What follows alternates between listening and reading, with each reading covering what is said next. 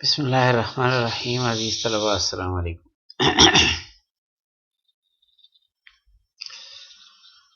मैं उबैदुल्ला हूँ और हम कॉस्ट एंड मैनेजमेंट अकाउंटिंग पढ़ रहे हैं। हम अभी जिस चैप्टर में है उसका नाम है क्वांटिटेटिव अप्रोचेस।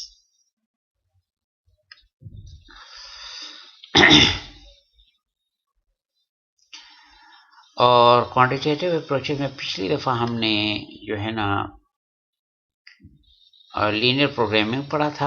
आज हम लर्निंग कर्व थ्योरी पढ़ रहे हैं।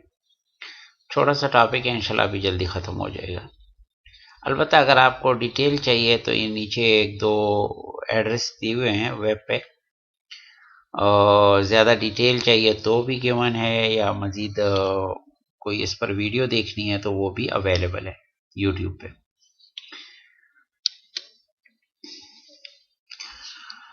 और लर्निंग या एक्सपीरियंस कर्व भी कह देते हैं, बाद लोग प्रोडक्शन कर्व कह देते हैं, मुख्तलिफ नाम है बहरहाल, लेकिन मशहूर नाम लर्निंग कर्व ही है। इसमें होता क्या है, आप इस ग्राफ में देखें। लर्निंग एफर्ट जब आप बढ़ाते हैं, ज़्यादा दफ़ा एक काम करते हैं, पहली दफ़ा पर टाइम ज़्यादा लगता है, परफॉर्मेंस इतनी अच्छी नहीं होती, दूसरी दफ़ा पर परफॉर्मेंस इंप्रूव करती है, आप ज़्यादा काम अच्छा कर लेते हैं।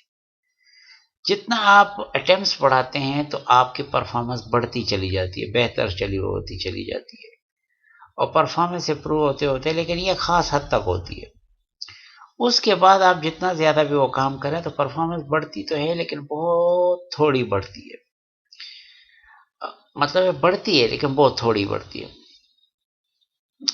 ये बात मैंने अपने साथ देखी है। जब मैं शुरू में माइक्रोसॉफ्ट एक्सेल सीख रहा था तो रोज़ाना नित नए फार्मूले, नित नए तरीके कि किस तरह एक्सेल को आप ऐसे भी इस्तेमाल कर सकते, ऐसे भी इस्तेमाल कर सकते, और मेरी परफॉर्मेंस बड़ी तेज़ी से बढ़ रही थी।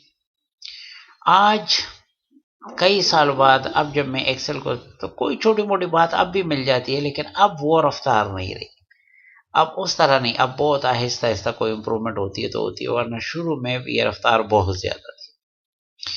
So, a learning curve is a correlation between the learner performance on a task and the number of attempts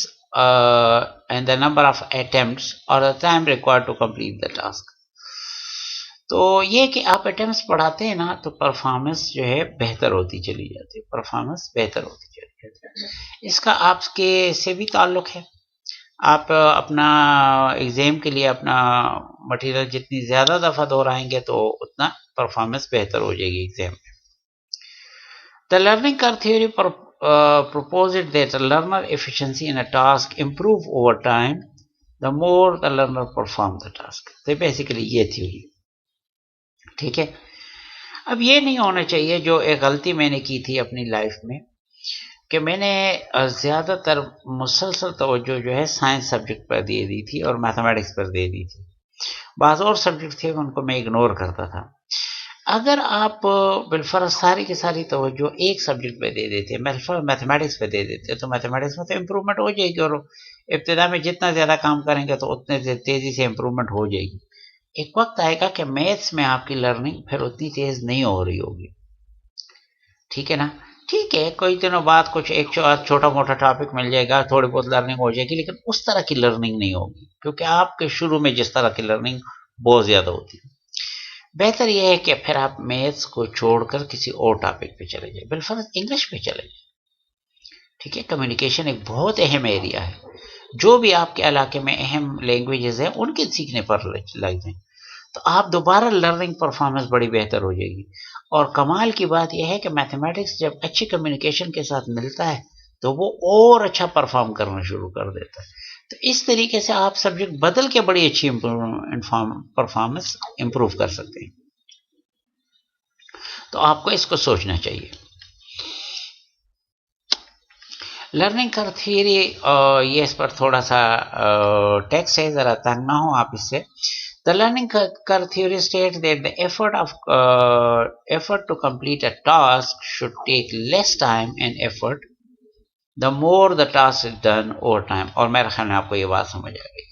पहली दफ़ा करने पर ज़्यादा टाइम लगेगा, ज़्यादा मेहनत लगेगी, दोबारा करने पर टाइम कम लगेगा, कम एफर्ट लगेगी, ठीक है ना। और आप इसको ग्राफ पे भी देख सकते हैं जैसे मैंने बताया। ये जो थ्योरी है आपको हम मैथमेटिकल फंक्शन के फॉर्म में भी बता सकते हैं और थोड़ी देर में मैं बता भी दूंगा। अलबत्ता ये बात है, थोड़ी सी तो तारीखी बात है कि इसको नोट किया था राइट ब्रदरान ने। वही राइट ब्रदरान जिन्होंने एरोप्लेन इजाद किया था, बाद में वो उसकी प्रोडक्शन करते थे। उन्होंने 1936 में ये बात लिखी, factor affecting the cost of airplane, और they realized that the cost of airplane production decreased with the increase in production performance। यानी प्रोडक्शन परफॉर्मेंस बढ़ गई है वक्त के साथ साथ और एयरप्लेन की कॉस्ट कम हो रही है। तो ये बात उन्होंने नोट कर ली थी। अलबत्ता ज़हन में ये बात याद रखें कि एयरप्लेन पे ये जो इम्प्रूवमेंट होती है ये डायरेक्ट मटेरियल में नहीं होती, ये डायरेक्ट लेबर में होती है, क्योंकि मटेरियल तो वही लगना होता है। मटेरियल में इम्प्रूवमेंट का अलग रास्ते हैं, उसके अलग तरीके हैं, उसमें आपको रिसर्च करनी पड़ती है उस एरिया पर। लेकिन ये जो लर्निंग का इफेक्ट है वो तो एक पर्टिकुलर काम आप बार बार करते हैं और फिर एक जैसे रिपीटेटिव काम के लिए आप डायरी बनाने शुरू कर देते हैं, उनको उसके लिए खास तरीके करना शुरू कर, तो काम बड़ी तेजी से इम्प्रूव होता है। ये एक एग्जांपल है कम्युलेटिव एवरेज मॉडल, जो लर्निंग कर्व मॉडल है। लर्निंग कर्व में ये जो ये इक्वेशन है लर्निंग कर्व की, y equal to a into x power b, जिसमें a और b एक दो कांस्टेंट है। x क्या चीज़ है, ये कम्युलेटिव प्रोडक्शन है, और y जो है ये एवरेज टाइम है। आपको इस एग्जांपल में ये बात काफ़ी हद तक क्लियर हो जाएगी। The following data illustrate 80% learning curve relationship. 80% का मतलब यह है कि हर दफ़ा जब प्रोडक्शन डबल होती है तो आपकी कॉस्ट में तकरीबन लेबर कॉस्ट में 20% रिडक्शन आती है, या टाइम में 20% रिडक्शन आती है। 80% का ये मतलब है। इसको 80% का चले एक कैलकुलेटर में ज़रा देख लें, आपको समझ आ जाएगी मैं क्या कहना चाहता हूँ। ये देखें, ये यहाँ पर इस 40 को देखें, ये एवरेज टाइम है पहले लॉट का। पहले लॉट पर यानी पहले लॉट पर टोटल 15 यूनिट थे। एक यूनिट ऑन एवरेज जो है 40 आवर्स में बना था। अब जरा देखिए 40 आवर्स में पहला यूनिट बना था। इसको आप मल्टीप्लाई करें 80% से, मल्टीप्लाई बाई 0.8, तो आप देखिए 32 आवर्स टाइम है किसका, दूसरे लॉट का, जिसमें दूसरे लॉट तक टोटल कितनी प्रोडक्शन हो गई 30, यानी प्रोडक्शन अब डबल हो गई। पहले 15 थी और अब 30 तक पहुंच गई है। अब के दफा भी लॉट में 15 यूनिट थे, लेकिन टोटल ये पिछले समेत ये टोटल 30 हो गए। तो ये टोटल 30 यूनिट्स बने हैं, तो एवरेज 32 पे आ गया है, 40 नहीं रहा, 32 पे आ गया है। अगली दफा जब ये 30 से कम्युलेटिव प्रोडक्शन 60 पर पहुंचेगी तो देखिए क्या होगा, मल्टीप्लाई बाई 0.8, तो आपका जो टाइम है वो 25.6 पे आ जाएगा। मतलब एक यूनिट कितने में बन रहा है, अब 25.6 आवर्स में बन रहा है। फिर अगली दफा जब 120 पर आप पहुंचेंगे यूनिट पे, तो ये 20 आप देखें शुरू में इंप्रूवमेंट बहुत तेज होती है, बाद में थोड़ी आहिस्ता हो जाती है, लेकिन बहरहाल होती रहती है। ठीक है, तो अब मैं आपको इस पूरे टेबल को ज़्यादा डिटेल से समझा रहा हूँ। ये मुख्तलिफ लॉट्स हैं। पहले लॉट्स में 15 यूनिट की प्रोडक्शन थी, दूसरे लॉट में 15 यूनिट की, तीसरे में 30 यूनिट की, अगले में 60 यूनिट की और अगले में 120 यूनिट्स की। असल में ये डेटा इस तरह दिया गया है कि इसका इधर एक खास इफेक्ट होता है। ये कम्युलेटिव प्रोडक्शन ये देखें पहले 15 थी, नाउ 15 थी, 15 प्लस 15 30, 30 प्लस 30 60, 60 प्लस 60 120, 120 प्लस 120 240। असल में कम्युलेटिव प्रोडक्शन का इधर देखें, आप देख रहे हैं ये डबल हो रहा है, 15 और फिर डबल होके 30, फिर डबल होके 60, डबल होके। असल में ये चीज़ आपको बेहतर नज़र आती है जब आप ये कम्युलेटिव प्रोडक्शन डबल कर रहे होते हैं साथ साथ। अच्छा, पहले 15 यूनिट जब हमने बनाया था हमें 600 आवर्स लगे, ठीक है ना। और बाद में जब 15 बनाए तो 360 आवर्स लगे, बाद में जब 30 बनाए तो 576 लगे, और इस तरह ये डेटा आया। इसको जब आप ये करते हैं कम्युलेटिव, इसी तरीके पर इसके कम्युलेटिव बनाते हैं तो 600 इधर मूव कर लेता है। 600 प्लस 360 960, 960 प्लस 576 1536, तो बहरहाल ये आपके पास कॉलम आ जाते हैं। अब आप ये 600 को 15 से डिवाइड करें, ठीक है। ये कैलकुलेटर पे देखें, आप 600 को डिवाइड करें 15 पे तो ये 40 आ जाता है। ये 600 को 15 पे डिवाइड किया तो ये 40 आ गया, ठीक है। अब 960 को आप 30 पे डिवाइड करें, 960 को आप डिवाइड करें 30 पे तो ये वो 32 आ गया, ठीक है। तो बेसिकली ये कम्युलेटिव प्रोडक्शन को कम्युलेटिव टाइम को कम्युलेटिव प्रोडक्शन पे जब डिवाइड करते हैं तो आपके पास एवरेज टाइम आता है। इस एवरेज टाइम को आप y कहते हैं, और x है कम्युलेटिव प्रोडक्शन जो इधर यूज होते हैं, और a और b मैंने आपको बताया ये दो कांस्टेंट्स हैं जो हमें मालूम करने होते हैं। और a बेसिकली क्या, कुछ भी नहीं है, ये बेसिकली पहला यूनिट कितनी देर में बनता है ये उसका टाइम है, पहला यूनिट कितनी देर में बनता है। और b जो है ये आसानी से मालूम किया जा सकता है। अभी एक आध और एग्जांपल से ये क्लियर हो जाएगा। अच्छा जी, लर्निंग कर्व फार्मूला, ये लर्निंग कर्व का फार्मूला है जिसमें y क्या है, a क्या है, b क्या है, ये मैंने थोड़ा सा बता दिया आपको, ठीक है। तो y जो है इज द एवरेज टाइम। अच्छा, और लेकिन यहाँ लर्निंग कर्व जरा आपको डिफरेंट नजर आ रही है। ये लर्निंग कर्व को हम यहाँ पर कहेंगे कम्युलेटिव एवरेज मॉडल, इसको कहेंगे कम्युलेटिव एवरेज मॉडल। और ये कि कितने अटेम्प्ट्स किए गए हैं। यहाँ पर वाई एक्सिस पे अब हमने परफॉर्मेंस नहीं देखी, एवरेज टाइम पर यूनिट रखा है, एवरेज टाइम पर यूनिट रखा है। आप देख रहे हैं कि शुरू में जो यूनिट्स हैं उन पर बहुत ज़्यादा टाइम लग रहा है, लेकिन बाद में यूनिट्स पे टाइम कम हो रहा है, कम हो रहा है, कम हो रहा है, और वो तकरीबन बहुत ही कम हो रहा है। तो ये कोई इस तरह की शेप बनती है वो, और ये शेप की इक्वेशन है y equal to a into x power b। अच्छा, चूंकि ये कहीं और जगह से कॉपी किया गया, तो यहाँ जो इक्वेशन नजर आ रही है y equal to a into x power b, इसमें और b स्मॉल नजर आ रहा है, इसकी परवाह मत करें। y is the average time over the measured duration. A represents the time to complete the task first time, x represents the cumulative amount of attempts completed, and b represents the slope of the function. Basically directly ये slope नहीं है, इस function को जब log ले लेते हैं तो उसका ये, और ये लॉग लेने के बाद ये स्ट्रेट फंक्शन स्ट्रेट लाइन में कन्वर्ट हो जाता है, तो उसका जो स्लोप है वो b होता है। चलें, बहुत सारी थ्योरी हो गई है, अब आप थोड़ा सा इसका प्रैक्टिकल बताते हैं। एक एग्जांपल से इंशाल्लाह बात क्लियर हो जाएगी। Carson Incorporation uses a learning curve of 80% for all new products it develops. अच्छा, ये इन्होंने अपने पास्ट के एक्सपीरियंस से सीखा है कि हम जब प्रोडक्ट्स डेवलप करते हैं तो उसमें 80% लर्निंग चल रही होती है। मतलब है कि हर दफ़ा कॉस्ट 20% पे रिड्यूस हो जाती है, labor cost. A trial run of 500 unit in a new product shows that labor related cost, वो जो labor, क्योंकि इन्हीं पर learning curve effect आता है, labor related cost क्या था, $120,000, $120,000, 500 unit पे $120,000. Management plan to produce 1500 unit of the new product during the next year. Next year वो 1500 unit बनाना चाहते हैं.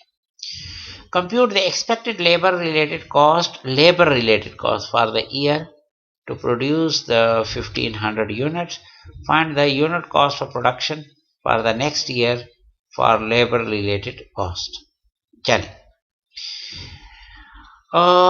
पहले तो ये देखें कि आप 80% लर्निंग कर्व थ्योरी पे चल रहे हैं, ठीक है। ये कंपनी 80% लर्निंग कर्व पे चल रही है, और इन्होंने पास्ट का एक्सपीरियंस बता रहा है कि इनका 20% कॉस्ट में रिडक्शन आ जाती है, ठीक है।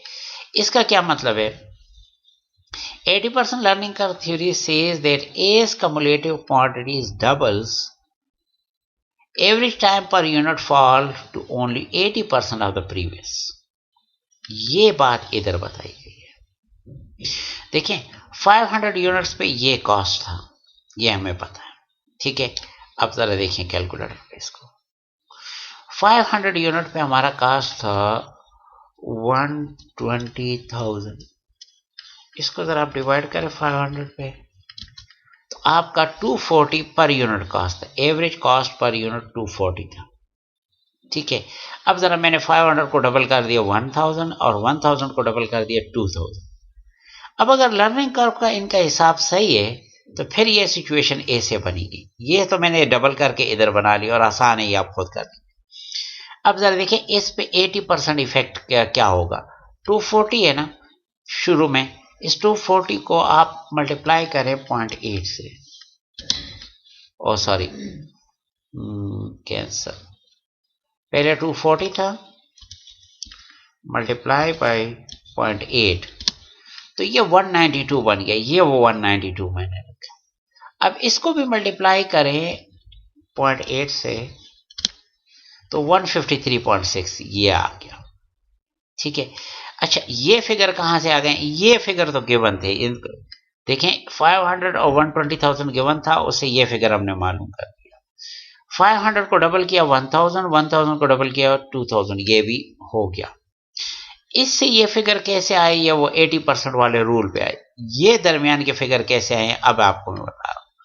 बेसिकली 192 को 1000 से आप जरा मल्टीप्लाई करें, 192 को मल्टीप्लाई करें 1000 से तो ये 192,000 आ गया आपके पास। और 153.6 को मल्टीप्लाई करें 2000 से तो ये 307,200 आपके पास आ गया। तो होपफुली आपको ये समझ आ गई कि ये टेबल कैसे बनी। इसके बाद जरा देखिए कि अब नेक्स्ट ईयर वो लोग 1500 यूनिट्स बनाना चाहते हैं। देखिए मेरे पास 2000 यूनिट की ये डिटेल मौजूद है कि 2000 पे ये कॉस्ट आएगी, 2000 पे ये कॉस्ट आएगी। 500 की मुझे पहले से ही पता है कि इस पर ये कॉस्ट आएगी। तो 2000 से 500 माइनस करें तो ये 1500 हो जाएगा, और इस फिगर से ये माइनस करें तो आपके पास ये आंसर आ जाएगा, ठीक है। ये देखें 307,200 से माइनस करें 120,000 तो ये 187,200 ये इसके कॉस्ट आ जाएगा। तो 1500 यूनिट का ये कॉस्ट आ जाएगा, लेबर रिलेटेड कॉस्ट, जो बेसिकली टाइम कॉस्ट है। और अब आप इस फिगर को 1500 से डिवाइड करें, यही फिगर जो आया है इसको डिवाइड करें 1500 से तो यूनिट कॉस्ट आ जाएगा। तो नेक्स्ट ईयर आपके लिए जो कॉस्ट आएगा यूनिट कॉस्ट वो 124.8 इतना आपका कॉस्ट होगा, ठीक है। ये फिगर्स जो है ना, ये जो मैंने कलर में शो किए, बेसिकली ये फिगर तो माइनस करके आई हैं, ऊपर वाले से नीचे वाले हमने माइनस किए, यहाँ पर भी यहाँ पर भी। और यहाँ जो पर यूनिट कॉस्ट है बेसिकली इस फिगर को मैंने इस पे डिवाइड किया हुआ है। तो ये सिंपल सा काम है, कोई मुश्किल नहीं है, आप बड़ी आसानी से ये लर्निंग कर्व के ये बात समझ सकते हैं कि किस तरीके से ये काम करता है।